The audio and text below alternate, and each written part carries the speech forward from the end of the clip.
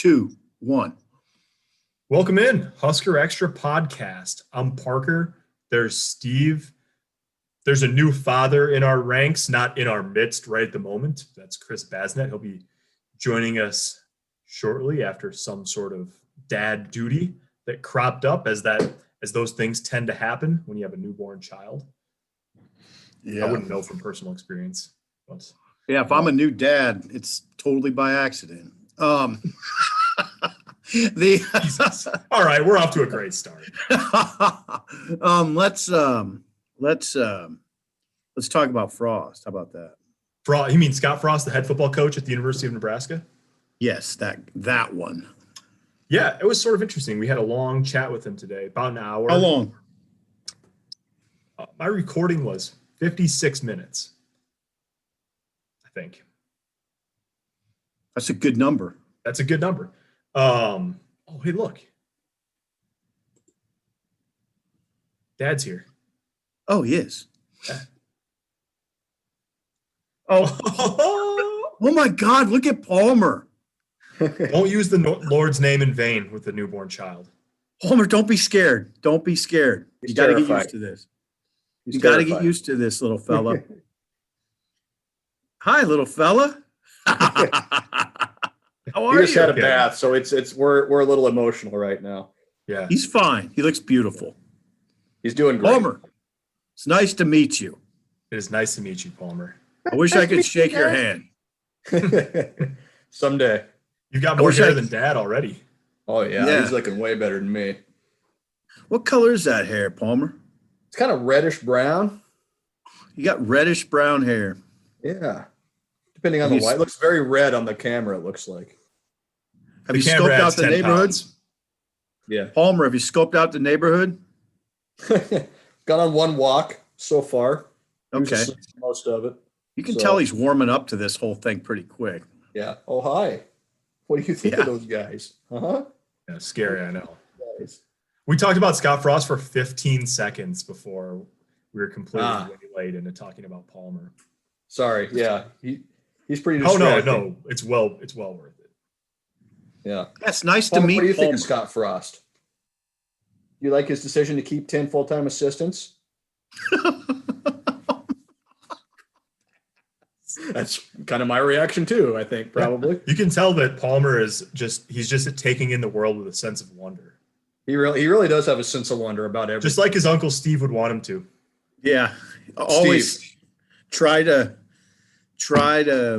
proceed with a sense of wonder. You hear that, Palmer? That's Uncle Steve talking. Try. It's not always going to be easy. Sometimes you're just going to be thoroughly bored with everything. Look, when you get to be your father's age, you'll just be beaten down by the world, and it won't matter anymore. But for now, we can approach with a sense of wonder, can't we? Yeah. Yes, you have to work at it sometimes. You got to work at it a little bit. That's for sure. If you need help, Palmer, I'm always here. These can be like your weekly therapy sessions. Yeah. Weekly therapy with Uncle Steve. Wonder what Palmer's got. What's he got on tap this weekend? We're going to watch a little Husker volleyball tonight. We're going to introduce him to Husker volleyball at 6:30. Nice. We'll probably watch his dad write a baseball story, which we can talk about that here in a little bit. Okay. Discussing the schedule, the potential schedule, and how Nebraska's approaching that. We'll be sure to be checking out HuskerExtra.com for all the coverage from your guys' little powwow with Scott Frost today and everything that came out of that. So he's got a big weekend ahead of him. Yeah. Did you tell Palmer you're going to get pretty busy here coming up? Yeah, Palmer. I'm going to be gone a lot. You're going to have to hang out with Mom. I got to cover a lot of basketball here pretty soon. A couple more weeks. We'll be at it. Yeah, February 3rd. Are we talking basketball now? Is that what we're doing? Well, how do you want to structure this? You guys have a say in this, Palmer, Chris. Palmer, how would you like to structure it? You just want a bottle, don't you? That's all you're worried about. Look, he's really, you know what? You can tell his comfort level has increased dramatically. He's really kind of melting into my arms right now. Yes, he's at ease now. He is at ease. He was a little nervous at the beginning, kind of like all of us. Yeah, he looked at Parker like, what is that bean? I think he feels like you and I, Sip, he feels a certain level of comfort when Parker's involved. There's a certain level of maturity, I think, that emanates. I just have Is that an what aura. that is? Is that what that is? Yeah, I think that's what that is. Hi. People are going to love this podcast. Just me baby talking. Especially the people that don't watch the video. Yeah, especially people that don't watch the Okay, video. Baz is holding his newborn son. Yeah, Yeah, if this you is my haven't picked newborn up on son, that Palmer, everybody. He'll be a month old on Monday. So, Oh, happy birthday. yeah. It's going Man. fast. Yeah. He's played in not as really- many basketball games as the basketball team has since he was born, I think. So, maybe one less. But, well, yeah. I mean, don't let me distract you guys from Scott Frost. Please continue with what you were doing. Well, Parker, where do you want to start? I guess the news that came out of it was, as Baz sort of mentioned there, that they're not. Frost doesn't have any plans to make any changes to his 10-man assistant coaching staff. Yes. That's been bandied about some, especially since Jonathan Rutledge, a senior special teams analyst, his departure, which I think was pretty much, they knew that was going to happen not long after the season ended, but it was formalized last week. And so that position is open, and that led to some speculation about how they'd go about filling that. If you would demote a full-time coach and hire a full-time special teams coach, if you could do a lot of different things, right? I mean, you could give the on-field special teams to one of your current assistants and shuffle duties around. They're not doing that either. They're not doing that either. What it sounds like is that Frost likes his coaching staff the way it is, essentially, and they're going to hire a special teams analyst again. And Frost was adamant today that you could see a dramatic improvement in special teams with another analyst, even though that setup didn't really work this past year. So that was interesting, and we can sort of get into that a little bit more. Frost, they have 1-year extensions for everybody on the staff, which has been the standard, that guys have sort of rolling 2 years on their contracts. Frost said no raises on the staff, that the guys feel like they need to earn it before, they allocate more money to the group. But I thought that was interesting. The quarterback conversation is interesting. We can get into that a little bit. Again, Frost adamant that Luke McCaffrey has a future at Nebraska at quarterback if he wants it.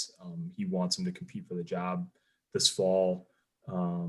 So yeah, I think we spent a little bit of time sort of doing the retrospective, a little bit of time sort of piecemealing together what changes there might be. They're hiring a director of player development, which is an off-field role. They're going to hire. It's me. They're hiring me. Analyst. What? Oh, wow, that's. Yeah, big news, breaking news on the podcast. Okay. Breaking news. So anyways, it's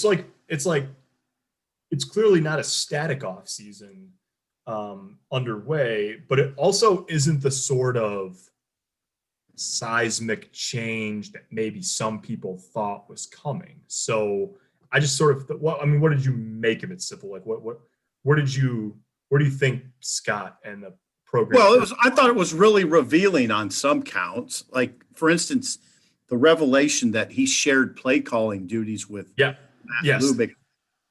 I mean, that was a revelation. Yeah. I wouldn't, and in the fact that he talked about it at length and said that they intend to use that setup going forward is interesting. If only because you always hear this stuff about the staff, you hear, I guess you just call them rumors, that it's not.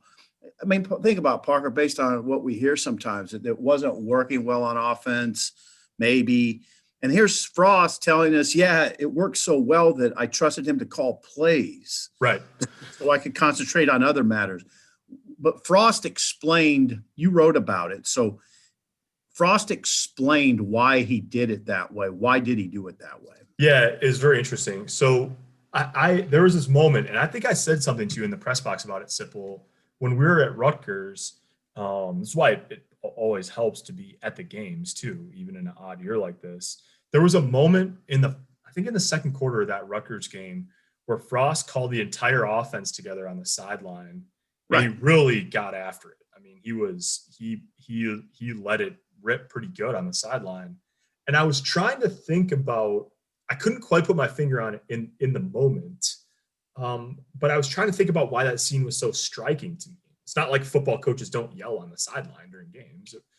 And today, as I was writing about the play calling, the sharing of that arrangement late in the season and going forward, it dawned on me that I think the reason why it caught my attention sort of so acutely when we were at Rutgers is because you've never really seen that before. You didn't. The sideline. No, you didn't. I think the reason why you don't see it is because they're very positionally grouped during games. And Frost is always looking at his play sheet during games.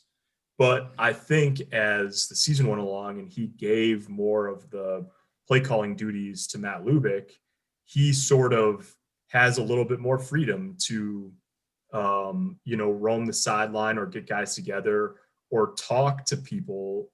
And again, I mean, it wasn't perfect, obviously. Like the Illinois game was in the second half of the season. They played really bad. Or the Minnesota game was in the second half of the season. They played bad. Like it wasn't like they started sharing play calling duties and it all got better right away. But I find it very interesting that this is sort of an endeavor that Frost is going to continue as long as he's got Matt Lubick with him, who he really trusts. And that's the real reason why he felt good about doing this, is because he really trusts Matt Lubick. And hey, one question before you go forward, Parker. Yeah, yes. When did this exactly start happening? He said the last 4 games, but really, I mean, I think really the last 2 weeks or 3 weeks, Purdue, Minnesota, Rutgers, I think it really took off. I mean, he said it was about 50-50. But it's interesting when you really carefully read you listen to what Scott told us today. I mean, he said that the setup was basically that he was going to let Matt Lubick run with the play calling, but he had the veto power. So if he wanted something specific called or he didn't agree with what was being called, he could jump in and sort of override and take over the play calling for a little bit. But he said, the plan is to let Matt run with it, which, I mean, that essentially means that Matt Lubick is the primary play caller. That is what you call a revelation. Yeah. Yeah. That is. So it's very interesting. interesting. What a revelation. Well, there's one. That's really interesting. I mean, that's Scott Frost evolving, right? Yeah, I think so. And so it obviously wasn't a cure-all. I mean, they racked up a ton of yards. They should have scored a lot more than 28 points against Rutgers. Turnovers killed them. Turnovers, hurt them in other games, obviously, too. But when you look at the points and yards that they put up in 2 of those last 3 games, Purdue and Rutgers, certainly not the 2 stingiest defenses they faced. So I don't want to say, the thing I don't want to do is I don't want to sit here and sound like this is the magic cure, right? I mean, it's not. They have to get a lot better on offense in a lot of ways going forward. But I just think it's interesting that this is the moment, Frost, midway through his 3rd year, pulls the trigger on this and says, I trust Matt enough. Like, play callers, they don't do this kind of thing easily. No. They don't. There was someone, I know what it was. I was reading, so last week and I know I use these guys as an example a lot, but in the NFL playoffs last week, the Rams and the Packers played, and the Rams coach Sean McVay and the Packers coach Matt LaFleur coached together. They came up together in the sort of Shanahan tree, and they were talking at some point. Both of them were asked about it. Like, Sean McVay tried to let Matt LaFleur call plays for a preseason game, one preseason game, the last preseason game of a year. And he literally couldn't do it. He made it 1 series before he started interjecting. And that's because that's how those guys are wired. If it's your team and you call plays, it's really hard to give that up. And so I thought it was very interesting. I asked Scott about that today, and he said it was refreshing. That was the word he used. It was actually refreshing to give some of that to Matt Lubick and to have a little bit more freedom to roam on the sideline. And so I just I always say it. You know what? And I didn't interject when we were talking to Frost, but I've said it for a long time. If I were an AD, I would watch a coach, and if he was buried in his play sheet, he's not going to be my head coach, because that's not a head coach. I mean, if you're just buried in your play sheet all game, then maybe you're the head coach during the week, but you're not the head coach when it matters. I'm sure Frost doesn't want to hear me say that, but I've long thought it. I thought Bill Callahan was a good head coach, but I think he would have been a lot better if he wasn't always staring at that plastic, whatever those things they cover them with. Laminate. Yeah. Thank you. So yeah, I like what he's doing. And I think at 12-20, it makes more sense to pay attention to what's going on his sideline. Now you could also come back and say, Sipple, their offense was 101st nationally in scoring. He needs to put more attention on his offense. So yeah, I mean, you could come back with that. Well, go ahead. Well, one thing that's interesting in that regard is that he he didn't break down for us what he thinks how every hour of his week is going to be allocated.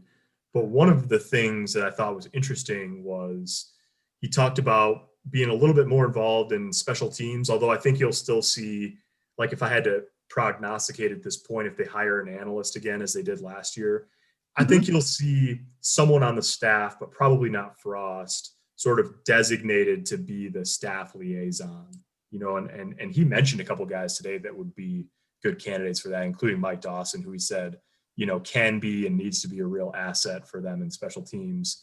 But one of the things I thought was very interesting was he simultaneously lauded the work that Mario Verduzco does in preparing the quarterbacks and getting them ready to play and having an understanding of what they're doing.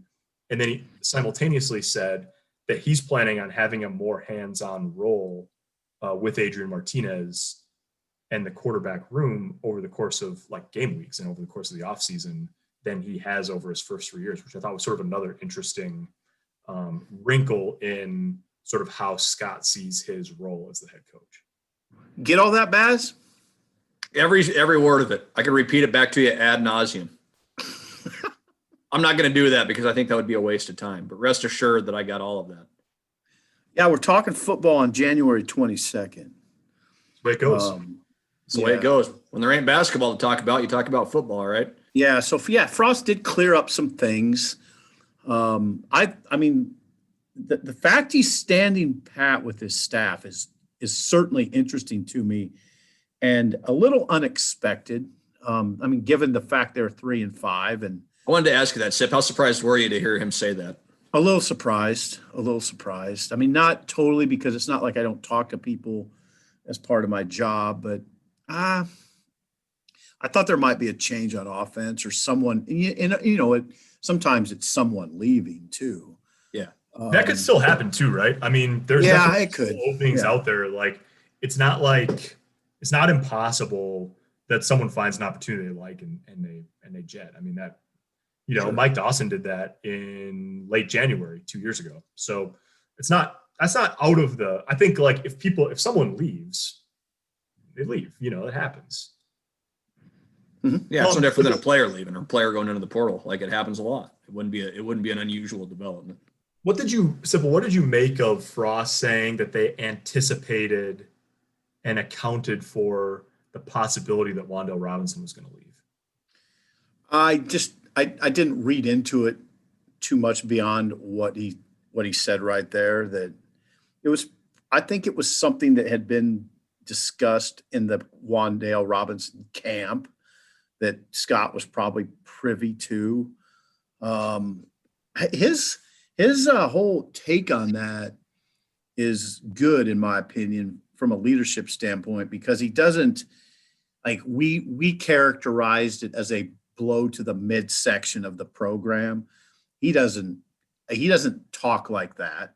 He said in some ways it will allow us to be more who we want to be on offense, which was, now he didn't get into that. He didn't want to go into that, but I guess the transition was they have recruited a bunch of bigger receivers.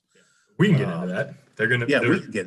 Yeah, go ahead, Parker. Yeah, I mean, just like you said, I mean that they're going to be a lot bigger in the skill position than they were last year. And I think one thing that I've noticed since I've been here is that there's been several times where you, anybody I think I've definitely in my mind undersold a couple times what it would take to replace guys. So I don't want to do that, right? Nope. Like I thought that they would. I thought that Devine Ezigbo was a really good player and he turned into a really good back, and I thought that they'd be able to replace that production without too much of an issue. And I thought Stanley Morgan was a really good receiver, and I thought that they'd be able to find a guy to fill that role, maybe not exact number for number, but for the most part. And they've really struggled to do that. There's guys, so I don't want to sit here and then JD Spielman, right? I mean, you can say what you want. Maybe that was mutually beneficial. Maybe it wasn't, but they struggled to replace the production that JD gave them when he was here.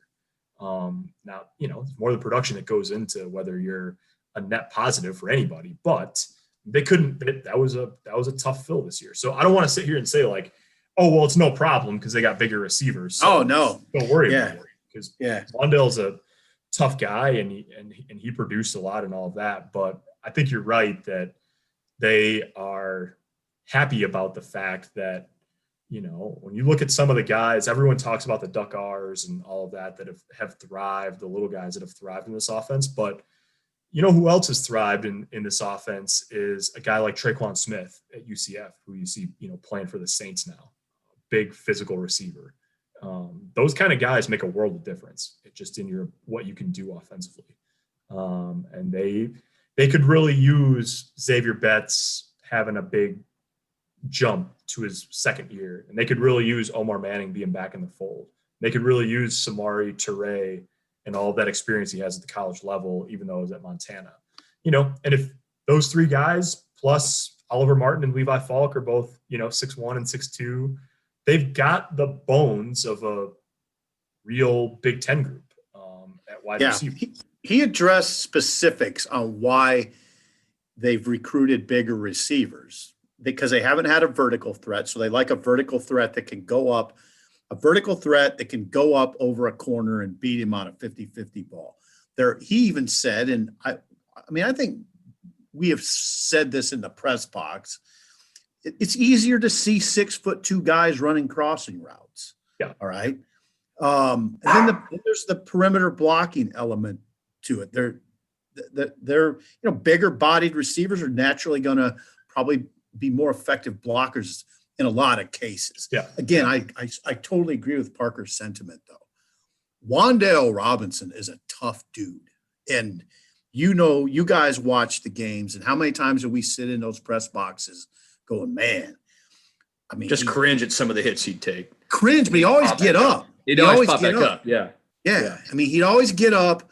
He always held on to the ball. I mean, most of the time. I think he fumbled once this year as a running back, but he was very, very, very reliable. I mean, he was always there. He missed some games last year, 2 plus, because he puts his body out there. But you never had to worry about Wandale Robinson. But when the going got tough and they needed a guy in that comeback against Illinois in 2019, they put it on his shoulders. He was the man. He put it on his shoulders. He put it on his shoulders. Yeah, exactly. Yeah, so, he asked for it.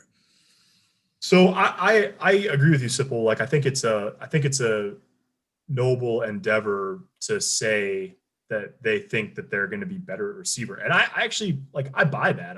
I think that they can be, and I think that in a lot of ways, I think the quarterbacks are going to appreciate throwing to Samori Toure and Xavier Betts and Omar Manning if he's healthy and able to go and give him a lot of snaps. So yeah, I think that both things can be true at the same time. It's gonna be tough to replace the production, and they like what they have at receiver. Baz is wondering right now what he said about Omar Manning. He talked very casually about Omar Manning being part of the team today. Mm-hmm. There was no really, he didn't leave it open to interpretation. He just said, Omar's with us.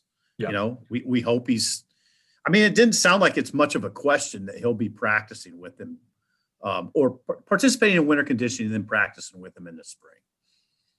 Remember 10 years ago when Omar Manning signed with Nebraska? Oh, no, that only feels like 10 years. I'm sorry.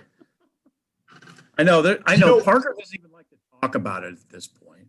Do you know that actually, interestingly enough, Omar Manning signed with Nebraska the day or within 1 day of when Nebraska volleyball played their last game.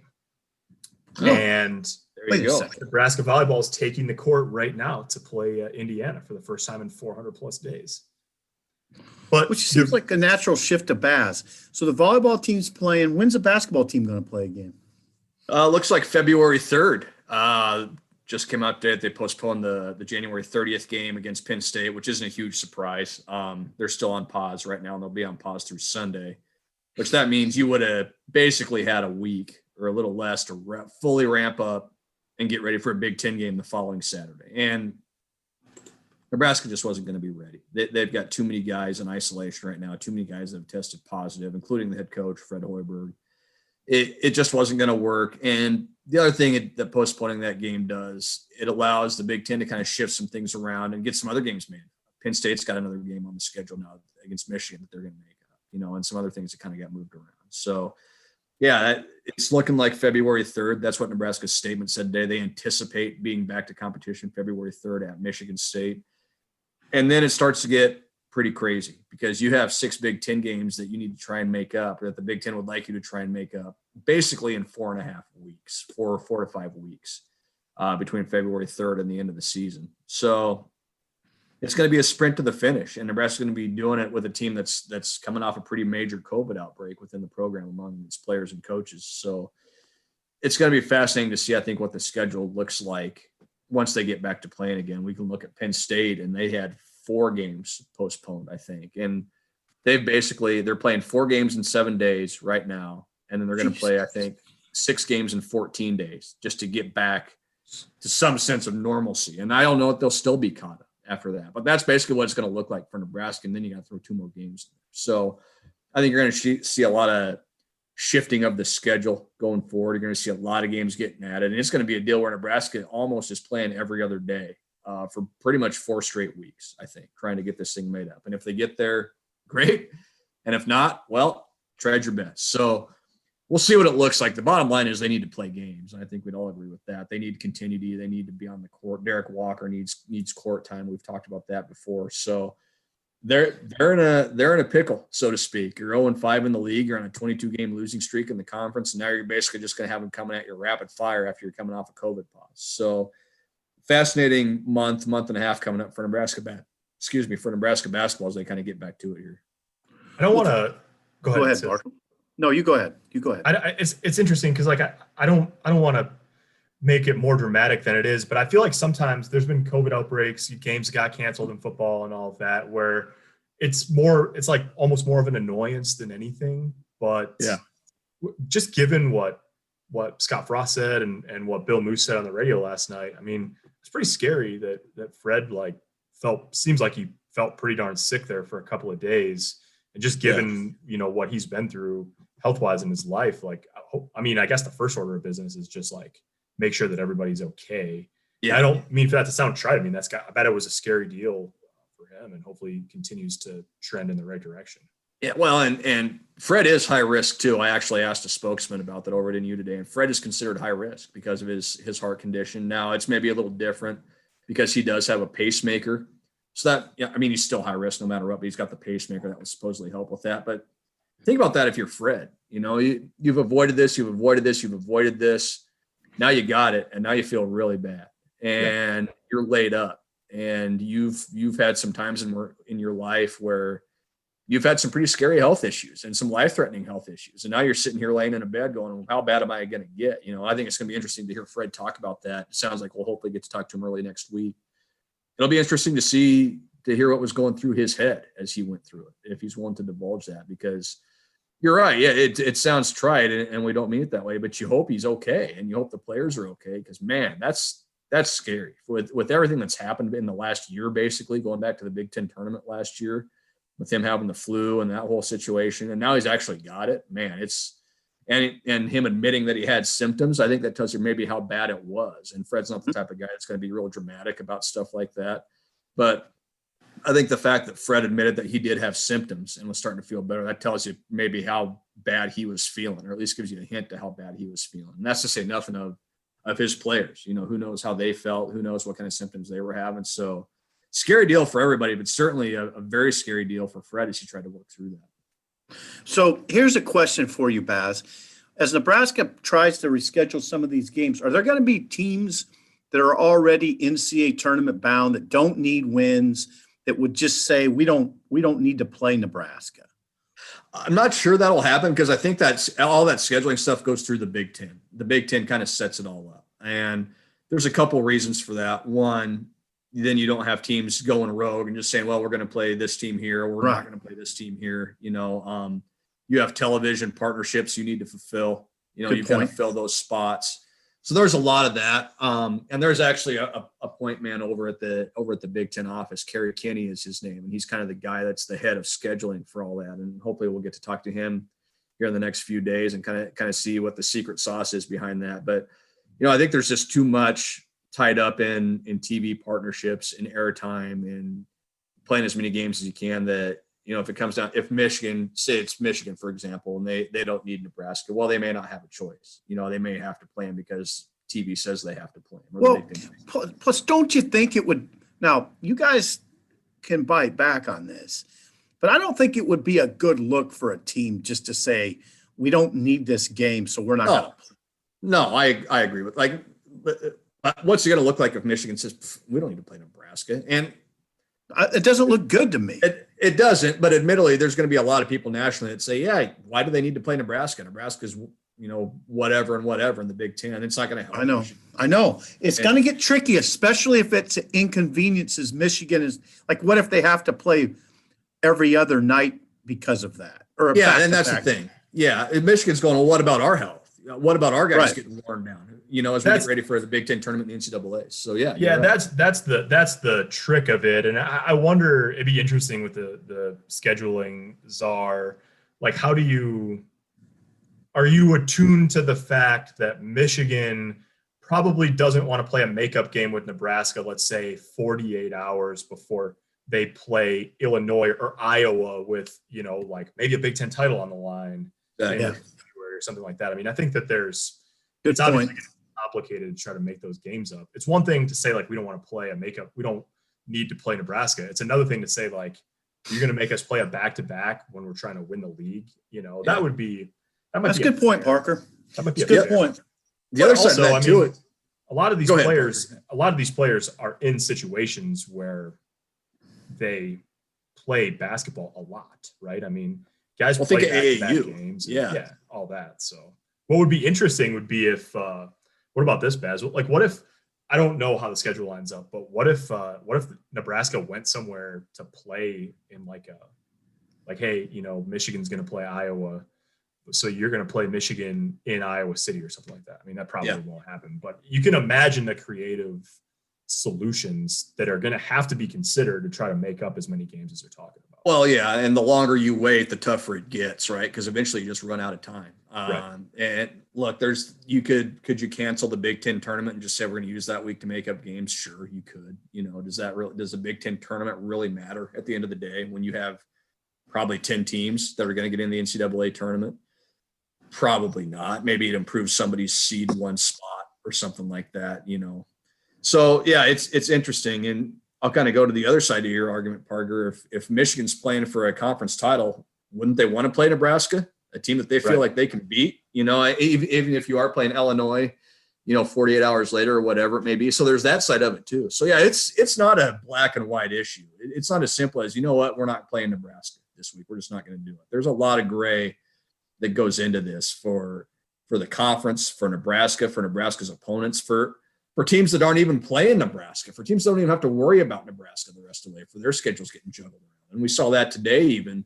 Nebraska postpones its game with Penn State, so Wisconsin and Maryland move their game back to the 27th, from the 30th. So then Wisconsin can play Penn State on the 30th now. So, I mean, one game, one team sends out ripples to multiple teams in the conference. And that's what makes it really hard. And with Nebraska having 6 games to make up, if Nebraska can get to 15 or 16 games, maybe that's good enough for the Big Ten. It just depends, I think, on how many they can schedule in, and it depends on how many other teams can stay healthy. What if Nebraska's healthy and Northwestern has to go on pause? And Nebraska's supposed to play Northwestern. So there's 100 different things that go into this. It's becoming a mess, which I think we kind of thought it maybe could. It wasn't going to be easy to get through all this.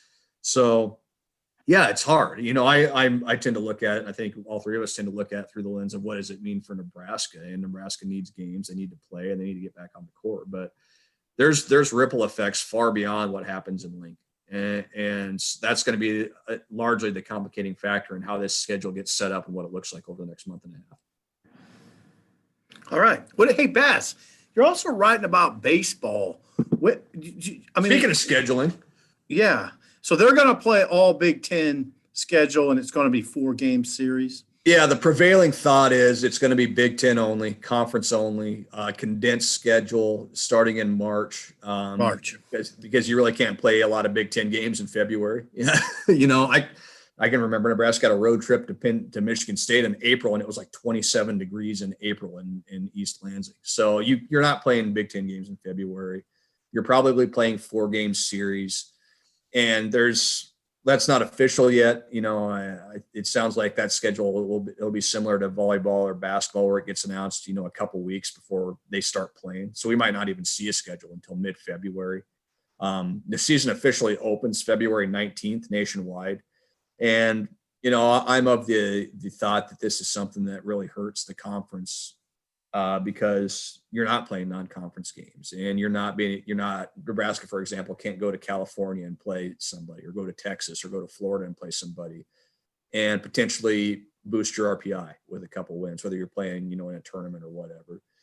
Now you're in a conference that's okay at baseball, not great, doesn't have a great reputation, and you're just playing each other. So what does it look like when you get to the end of the year and teams are getting picked for the NCAA tournament? And all the Big Ten has as well. All these teams played each other, but we're really not sure how good they are because they didn't play anybody outside the league. When an SEC, a Pac-12, a Big 12 is playing non-league games and playing games against the other power conferences. So it's another kind of slippery slope for the Big Ten right now. And I think if you asked Will Bolt privately what he thought of the whole thing, he'd probably be pretty annoyed by it. That's a guy that I think feels pretty good about his team. Not that they're going to go win 50 games or anything like that, but I think he feels pretty good about where they're at. And now, again, you're hamstrung by the conference, kind of like with football, where you're only playing conference-only games. So what does that mean for you going forward? So going to be interesting to see what that looks like, in the next month or so when that schedule does come out and how the Big Ten teams are able to navigate that, especially the ones that have a shot at the NCAA tournament. All right, guys. Should we break it up? Let's break it up. Let's break it down. Break it up, break it down. Hank Aaron dies at age 86. What a legend. What a Titan. The king. Titan. He was a Titan. I mean, yeah.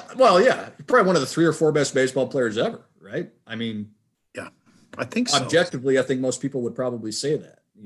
Willie Mays. Babe Ruth. Ruth. Hank Aaron. Would you say Lou Gehrig? Lou Gehrig, Stan Musial, I meant Ty Cobb. What about Ty Cobb? Ty Cobb. Tyler Cobb. Tyler Cobb. He loved it when you called him Tyler. Spikes up, Tyler. Honus Wagner. Darren Erstad. Christian Yelich. For our young son. Don't forget Fernando Tatis Sr. Fernando Tatis Sr. Who I think once junior. hit 2 grand slams in the same inning. He did it. Wasn't that like in the season opener? He did that, like the first game of the year for the Cubbies or something like that. I don't remember. It might have been against the Brewers. I'm not sure. Yeah, we're getting off track a little bit. The point is, Hank Aaron has passed, a legend of the game. Yes, and we're sitting here laughing about Fernando Tatis Sr. So we need to grow up. Basically, is what needs to happen. Yes, we do. So we've needed to do that for some time. On that note, I think we're all going to. Who's Palmer's favorite baseball player? Oh, good question. I think he's going to be a Fernando Tatis Jr. guy. I think he's going to like the bat flipping and the shades and the wild hair and all that sort of stuff. So I was telling Sipple earlier today that I saw a podcast. Greg Maddux was on Pardon My Take, and he was talking about how Barry Bonds was the easiest player to pitch to. And he was like, yeah, it was super simple because he just threw fastballs away, and if the at bat mattered at all, you walked him. Well, there you go. Thanks. People Greg. probably did that with Hammer and Hank too. Probably. Yeah. 1957 NL MVP, two-time batting champ, which probably people forget that he hit for average, and a three-time Gold Glover. Yeah. Did it all. He did it all, and he made it look easy. And I think that's why he is maybe underrated, as weird as that is to say, in the annals of baseball history, is because he made it look so easy. And he did it while dealing with a lot of just horrible stuff, death threats and racist remarks and things like that, playing in Atlanta in the time that he did. So, yeah, legend of the game, gone. We got 3 legends of the podcast game still And here. We're gone. And we're gone now. We'll talk to you guys next week. Thanks for tuning in.